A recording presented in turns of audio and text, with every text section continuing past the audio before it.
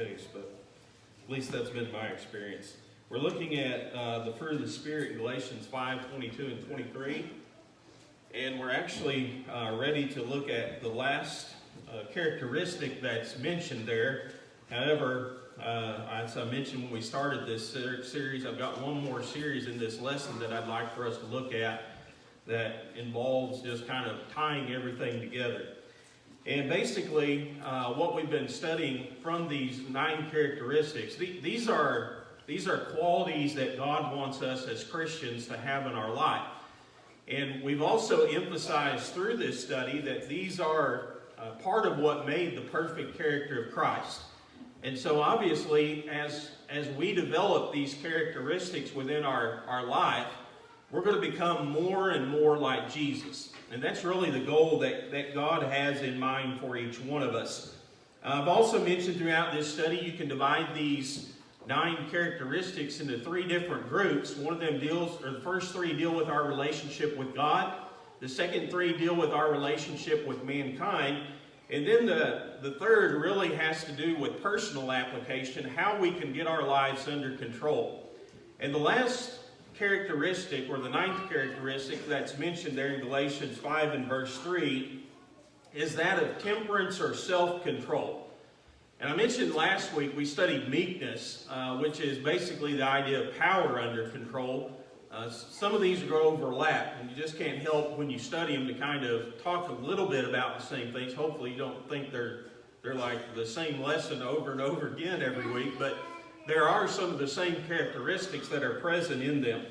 In Proverbs 25 and verse 28, Solomon said, "He that hath no rule over his spirit is like a city that is broken down and without walls." We're talking about the idea of self-control, temperance. Solomon likened a person who has no self-control to a city that had no walls. And of course, when you study about the historical setting in which Solomon was writing, a wall to a city was basically the protection of the city. You know, if you didn't keep up your wall up, if you didn't repair it, and if you didn't do maintenance on it, then you were opening yourself up to the attack of an enemy. And so you were giving the enemy an easy opportunity to attack you and to cause irreparable harm and damage to you. And so Solomon says a person who has no control, no self-control, is like a city without walls. Self-control is protection from the enemy. You know, self-control protects us from sin, keeps us from sinning. It protects us from the attacks that Satan would launch upon us. It ultimately protects us from an eternal punishment.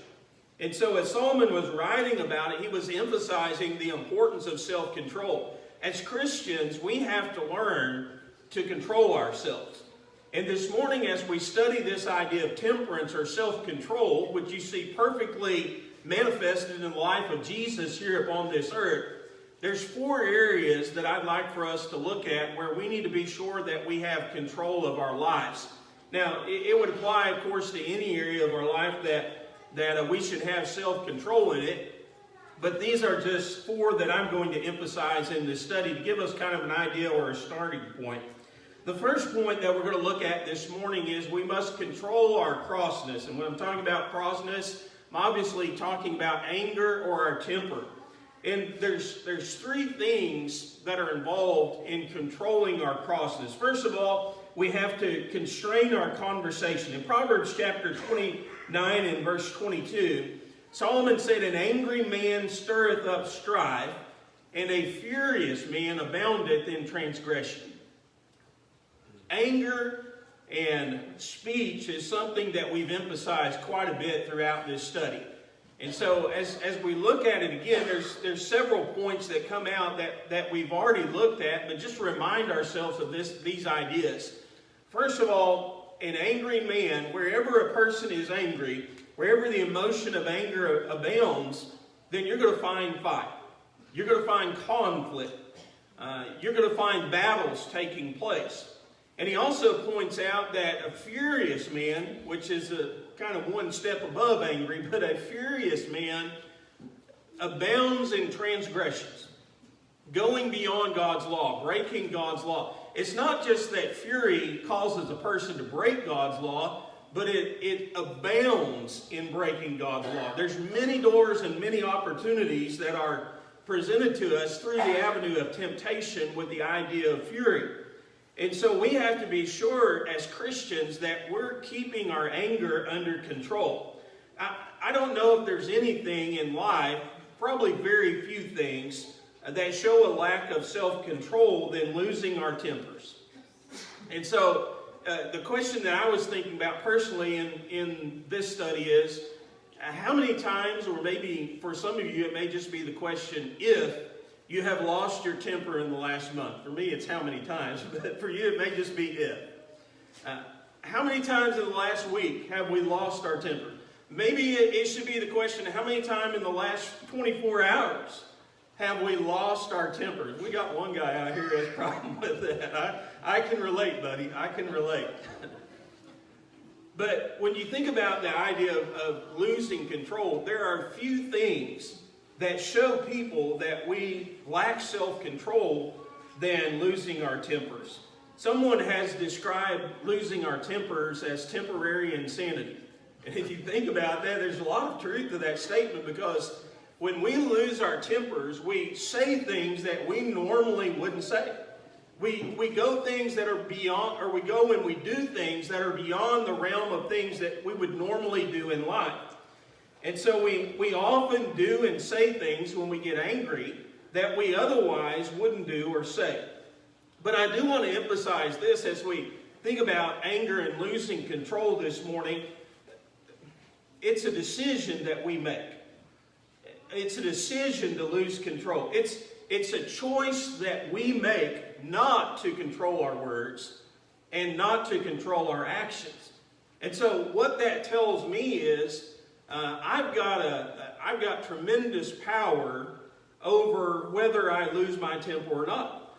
I make the decision to do that. I'm the one who chooses to not control my actions and to not control my words. In Proverbs 12 and verse 18, it says, there is that speaketh like the piercings of a sword. When we use rash language, when we use, words that we don't stop to think about, what we're really saying, uncontrolled words, those are often hurtful in nature. Solomon likened them here to being pierced by a sword. I've never been stabbed before. I've been poked by a pin, but I don't think that's what Solomon had in mind here. I've never been stuck through with a sword, but I would imagine that if that happened, that's something that would hurt very, very badly. And Solomon likens uncontrolled words to a sword that pierces the flesh. And if you think about it, angry words can deeply hurt, even destroy relationships that have taken years and years to build. And probably the reality of the situation is uncontrolled words often hurt more and last longer than a lot of physical wounds that we have in this life. And so we need to understand as Christians, we have to be willing to constrain our words whenever the emotion of anger arises. The second thing that I would emphasize to us in controlling the emotion of anger is to consider the consequences. Proverbs 29 and verse 11, Solomon again writes, a fool uttereth all his mind, but a wise man keepeth it in till afterwards. In other words, Solomon is saying if we're wise, we'll learn to control our emotions and our words. A foolish person is a person who's just going to unleash his thoughts and unleash his feelings without considering the consequences of doing such. And so when we think about the idea of uncontrolled words and uncontrolled actions, losing our temper, the question I guess that we should ask before we do anything is this going to be worth it? Are the consequences of what I'm getting ready to say, is it going to be worth it to be able just to say those things? The consequences that happen after I do this, is it going to be worth it in the end?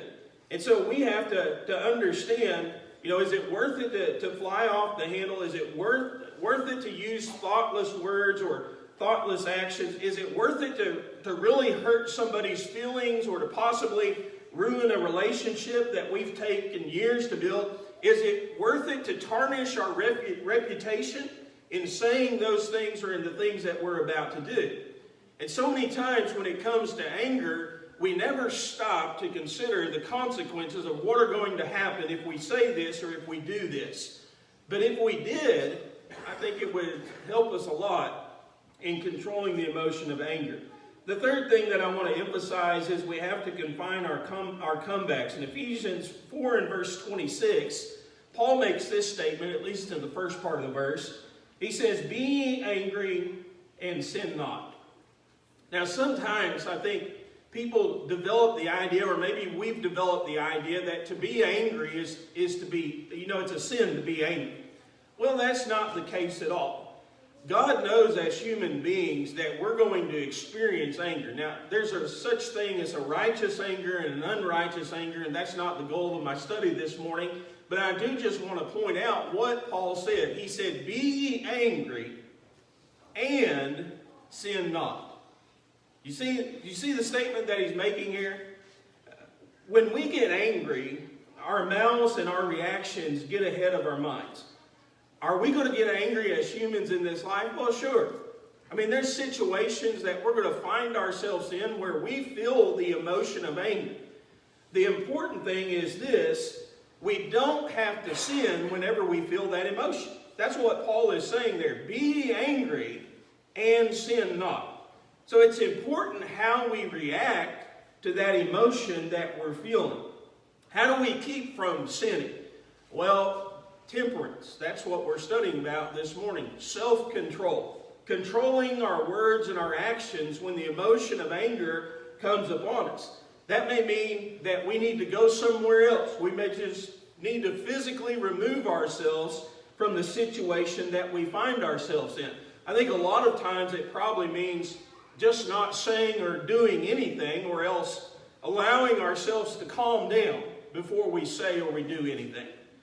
But if we experience that emotion of anger, there's nothing wrong with that. It's just that we have to be in control. We can't be uncontrolled in our words and our actions. Be angry and sin not.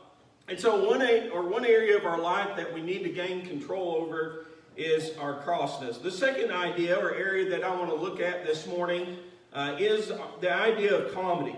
And the Bible has a lot to say about humor and laughter. We don't often examine it much, but it does teach this principle. Humor is something that's beneficial to us. It's constructive in nature. In fact, in Proverbs 17 and verse 22, probably most, if not all of us, are familiar with that passage, but it says, "A merry heart doeth good like a medicine." Solomon is talking about the idea of happiness. And our state of mind and our state of spirit, our emotions, have a lot to do with our physical health. A happy heart, though, promotes healing. And that's really what Solomon is talking about there in the first part of that verse. We can go through life, and there's a lot of difficult things, hard things, sometimes bitter things that happen to us in life. But if you can find a little bit of humor, if you can find a little bit to laugh about as you go through difficult times, that often helps you in a hard situation, doesn't it? And God knew that. It can help us mentally, it can help us emotionally. And so we need to understand that there's nothing wrong with laughing. In fact, in Ecclesiastes chapter 3 and verse 1, remember Solomon wrote there that there's a time and a season for everything. And in verse 4, he says there's a time to weep and a time to laugh. Crying and laughing are two extremes of human emotion. And as we go through life, our lives are going to be filled with tears, and our lives are going to be filled with laughter. That's just the reality of the human life here upon this earth. There's going to be happy times, and there's going to be sad times. All of that is just part of the fabric of life. Think about what life would be without humor. I'm one of those guys, I like humor a lot. It's something that keeps me smiling, keeps me positive, keeps me going through the day. Other people may not appreciate it as much as I do. But think about what life would be without laughter. Think about if there was never anything humorous. There's never anything that happened to us that we could laugh about. Well, it's part of the fabric of life. And so God expects us to experience laughter and humor within this life, and it's good for us from time to time. Now, we don't want to make our lives a joke, but, experiencing humor from time to time is good for us. But it's not humor at any cost. And that's what I want to emphasize in our studies this morning. There's certain humor that's just not appropriate for Christians, and many times what happens is what our world finds humorous today, we can't find that humorous as Christians. And so you read passages like Ephesians 5 and verses 3 and 4 where Paul says, but fornication and all uncleanness or covetousness, he gives this list of things that we would think of really bad things. And then he says this about them. He says, let it not be once named among you as becometh saints. And then he says this in verse 4, neither filthiness, nor foolish talking, nor jesting, which are not convenient, but rather giving of thanks. Listen, everybody likes to laugh. Everybody likes to have a good time. I think probably everybody likes to be around a funny and an entertaining person. But we're living in a world where men and women find things humorous that God does not. And so many times in our world, some of the things that our world thinks is funny is vulgar language. If you see some of the so-called comedians of the day, and I'll guarantee you couldn't go probably 2 seconds without hearing a vulgar word come out of their vocabulary. Well, is that funny? Is that something that we as Christians should find humor in, that we should laugh at? Absolutely not. There are other, of course, comedians of our day and age who, the jokes that they tell are off-color jokes. They're very crude jokes. They're very vulgar jokes, stories of that nature. And the world listens to those things and they find that humorous. They laugh at it. They find it entertaining to them. But when humor comes at the expense of good taste and decency and holiness, the medicine that we're taking is not good for our heart. It's going to be poisonous in nature. And so as humans, as Christians, we have to learn to control what we find funny and what we do not find funny. We're not going to find the same things, or most of the same things, that the world finds humor in today. And that's just the reality of the Christian life. The third area that we want to talk about where we have to have self-control is when it comes to our cravings, and we're talking about the idea of being tempted here. The idea of doing something that's wrong. And so the question becomes, how do we learn to control the temptations, the situations that we find ourselves in? How do we learn self-control? How do we exercise temperance in those very difficult situations? And there's basically two things that I'll emphasize to us. The first one deals with our minds. And the Bible teaches us that what we think about is important to what we're going to do and how we're going to react to the person that we're ultimately going to become in this life. And so don't concentrate on things that are going to tempt us. Remember Paul, when he wrote in Ephesians 4:17, he says, "This I say therefore and testify in the Lord, that ye henceforth walk not as other Gentiles walk, in the vanity of their mind." Paul says, don't be like other people. Don't be like other men and other women in this world whose minds are focused upon empty and worthless things. And so he's talking about this idea of what are we dwelling upon? What are we thinking about? And if we're thinking about evil and wicked and sinful things, then guess what's going to come out of our mouth and come out of our lives? Well, it's going to be bad things. And so we have to learn to concentrate on good things. The battle is won and lost in the mind. If we can control our mind, we can control our actions and we can control our words. But it's often been said that forbidden fruit looks the sweetest whenever you're on the diet. And that's probably a lot of truth to that in and of itself. What do we have to do? We have to get those thoughts out of our minds as quickly as possible. We have to replace evil and wicked things. Jesus talked about cleaning the house. You take out all the good or the bad things, you throw everything out, and you replace them with good things. You got to replace them with something, because if you leave it empty, it's not going to work out. But you replace them with good things. And so do something to take our mind off of it. In Ephesians 4 and later on, 10 verses later in verse 27, Paul has just talked about the importance of our minds. He says in the first part of that verse, neither give place to the devil. Don't give Satan an opportunity or a foothold in our lives, a crack in the door, if you will, for him to come into our lives and to tempt us and to cause us to sin. Well, how can we give an opportunity to Satan? What things, I guess the question for each of us, it's going to be a personal one, but what things in your life give Satan opportunities? Now, it could be books that we're reading, it could be the TV shows that we're watching, it could be the places we're going on the internet, it could be the physical places that we're going, it could be the people that we're spending all of our time with. If we're doing things that we ought not to be doing, going places where we shouldn't be going, hanging around people that we shouldn't be around, thinking about, looking at, reading about things that we shouldn't be reading about, then we're opening the door for Satan. We're giving him an opportunity to enter into our lives. And it's often been proven in successful dieting, again, go back to this, but if a person is going to be successful in a diet, you know what you have to do to the things you don't want to eat? You got to get them out of your house. Okay, you don't just leave the cupboard stacked full of the things you don't want to eat and say, well, I'll just learn to work my way around it. You get rid of them. You get them out. And that helps to ensure success.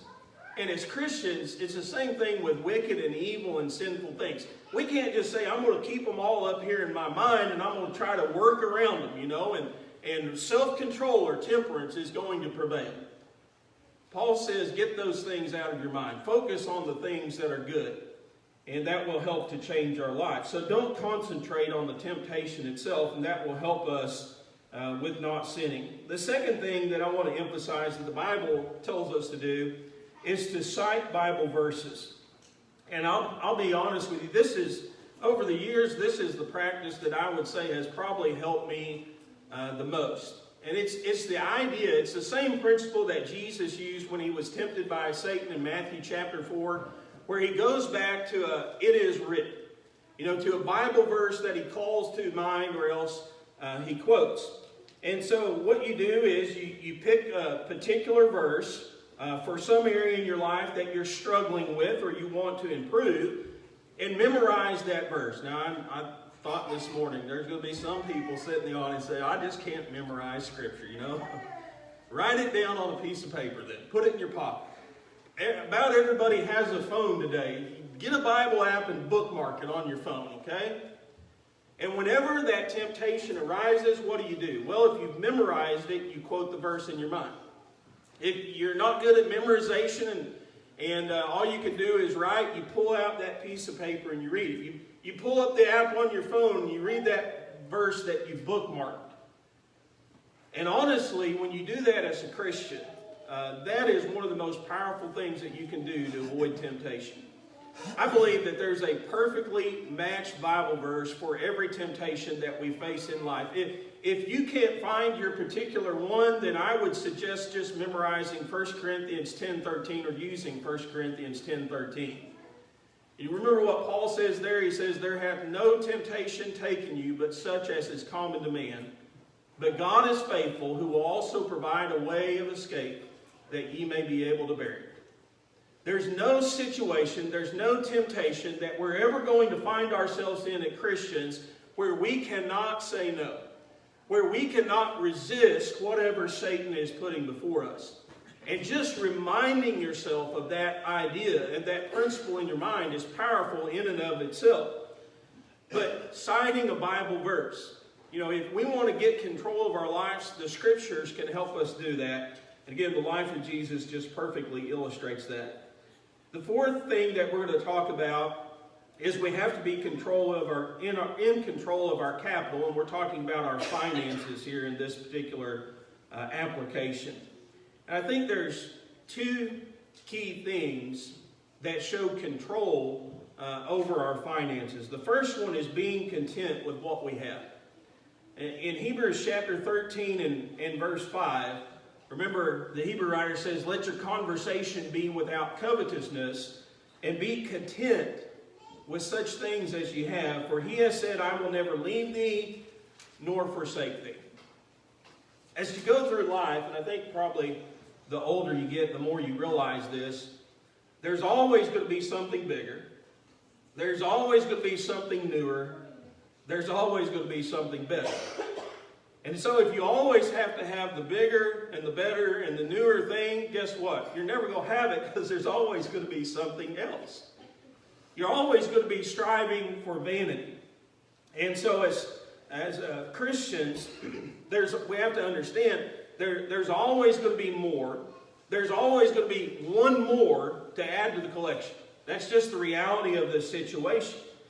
And how do we learn to be content, whatever state we are in? I think often overlooked as Christians, here's what we don't realize. We've got way more than what we deserve. None of us deserve the blessings and the things that we're enjoying right now. We should be content because, first of all, we're overblessed. And secondly, the eternal reward that's waiting. That's what really counts. All the things that we could get in this life, we work for, those things, in the end, they're going to be meaningless. They're going to be empty and worthless to us when we're standing before Christ in judgment. But if we have God as our inheritance, if we've obeyed the commandments of God, if we're Christians, that's the only thing that's going to matter. That's the only thing that's going to mean anything to us in the end. And in the end, we're going to be content because we're going to be rewarded for our service to God here upon this earth. And does the Bible teach that it's wrong to set financial goals? Well, no. No, it doesn't. In fact, there's numerous stories that we could look at that teach that idea within the Bible itself. It's not wrong to set financial goals. It's not wrong to make financial plans for the future. It's not wrong to work to try to achieve those goals and plans that you have for the future. But if you can't enjoy what you have right now while you're working toward those goals, in the end it's not going to matter, because you're never going to be satisfied, or you're never going to be happy. And so I think basically what the Bible teaches us is, if you have these financial goals and you have these plans and you're working toward them and you don't get it, you're all right with it. You don't have to have those things to be happy. You don't have to have those things to be content in this life. It's not something that it's at all costs that you have to be able to achieve these things. Ecclesiastes 5 and verse 10, this is a verse we refer to a lot, but Solomon knew a lot about it. He said, he that loveth silver shall not be satisfied with silver, nor he that loveth abundance with increase. This is also vanity. He's laying down this principle, and it's one that we all know too well. If we're not happy, if we're not content with what we have now, we're never going to be content. If we're not happy with what silver we have now, we're not going to be happy if we have more silver. If we're not content with what possessions we have now, we're not going to be happy if we have more possessions. The person who seeks after these things is never going to be happy. And so it's important that we don't try to find contentment in the possessions and in the finances that we have in this life. There's something that's far greater than that. The second thing that I want to emphasize that shows whether we're in control of our finances or not is, are we giving God His cut? Are we giving what rightfully belongs to God? In Proverbs 3 and verses 9 and 10, it says, honor the Lord with thy substance and with the first fruits of all thine increase.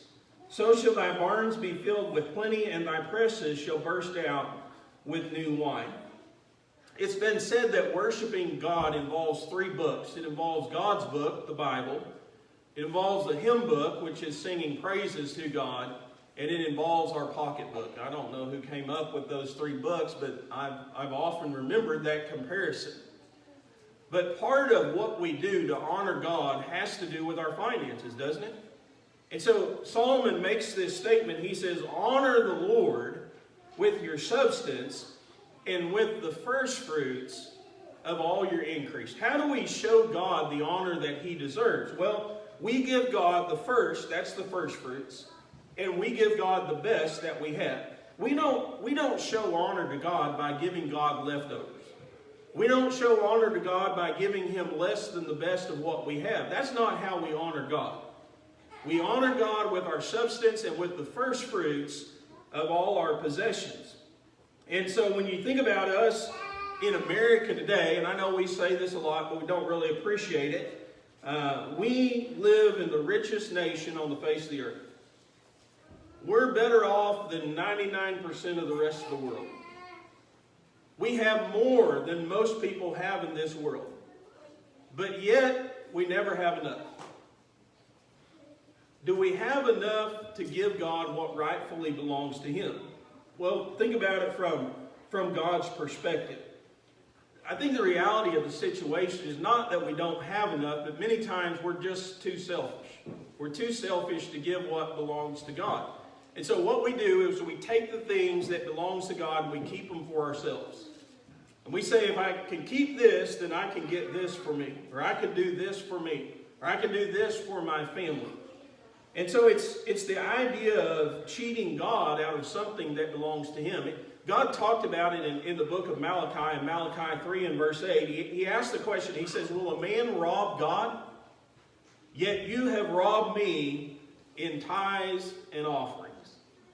See, the people weren't giving God His cut.